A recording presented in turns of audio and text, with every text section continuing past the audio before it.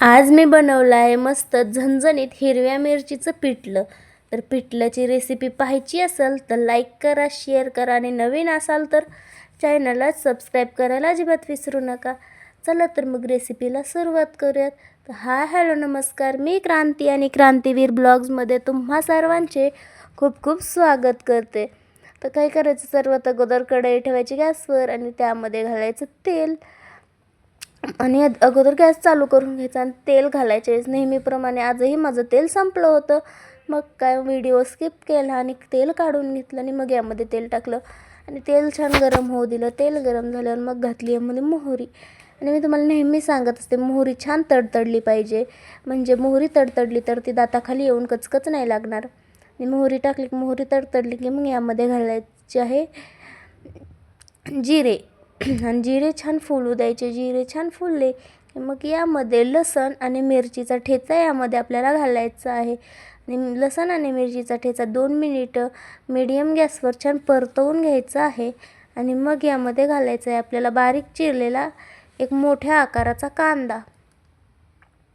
मोठ्या आकाराचा म्हणजे हा खूप मोठाही नव्हता आणि खूप छोटाही नव्हता, मीडियम साईजचा कांदा होता. एक मीडियम साईजचा कांदा आपल्याला इथे कापून घ्यायचा आहे आणि छान असं हे परतवून घ्यायचं आहे. आणि यामध्ये आपल्याला मीठ देखील घालायचं आहे. तर तुम्हाला माझा आवाज थोडा वेगळा येत असेल, हळू येत असेल, कारण हा व्हिडिओ जेव्हा मी काढला आहे, व्हिडिओला जेव्हा मी व्हॉइस दिला आहे तेव्हा माझी तब्येत थोडी खराब होती, म्हणून आवाज थोडा वेगळा येत असेल. आता यामध्ये घालायची आहे थोडीशी हळद अगदी थोडीशीच घालायची आहे. आणि बाकी यामध्ये मी कुठलाही मसाला वगैरे घालणार नाही, कारण मी यामध्ये मिरचीचा ठेचा यामध्ये घातलेला आहे आणि यानेच खूप छान अशी टेस्ट या बेसनला किंवा पिठल्याला येते. आमच्याकडे याला पिठलं आणि बेसन दोन्हीही म्हणतात. तुमच्याकडे याला काय म्हणतात कमेंट करून नक्की सांगा. चला तर मग आता यामध्ये आपल्याला घालायचं आहे पाणी.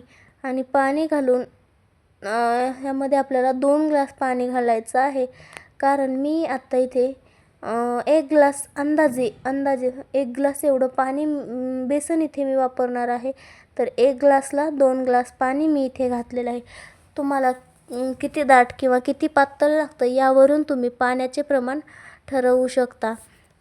मला जसं लागतं त्यावरून मी इथे पाण्याचे प्रमाण ठरवलं आहे.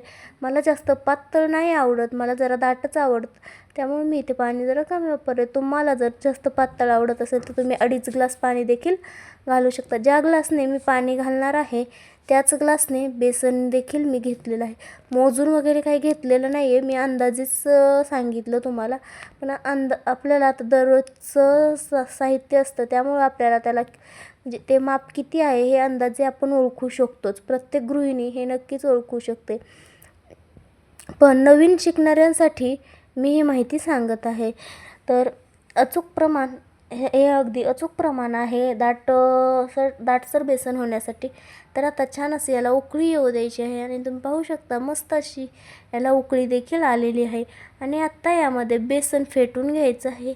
वरून कोरडं सुकं पीठ जे आहे तर ते छान असं पेरायचं आहे आणि खालून उलथण्यानं, माझ्याकडे हे लाकडी उलथणं आहे, लाकडी उलथणं बेस्ट आहे बेसन बनवण्यासाठी.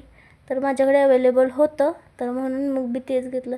आणि मी तुम्हाला म्हणते ना, नेहमी मी घरातलंच साहित्य ते करते. लाकडी उलथणं काही कुठं बघायला नव्हते गेले. हे मला डोस्याच्या तव्यामध्ये आलं होतं, पण मी डोसे बनवण्यासाठी याचा उपयोग नाही करत, याचा वापर नाही करत शक्यतो, म्हणून मी याचा असा वापर करते.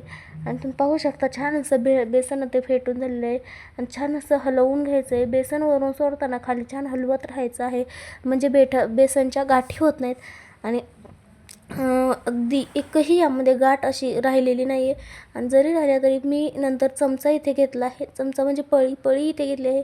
आणि पळीने देखील तुम्हाला दाखवलंच आहे कशा गाठी फोडायच्या. तुम्ही पाहू शकता छान अशा गाठी इथे मी फोडून घेतलेल्या आहेत.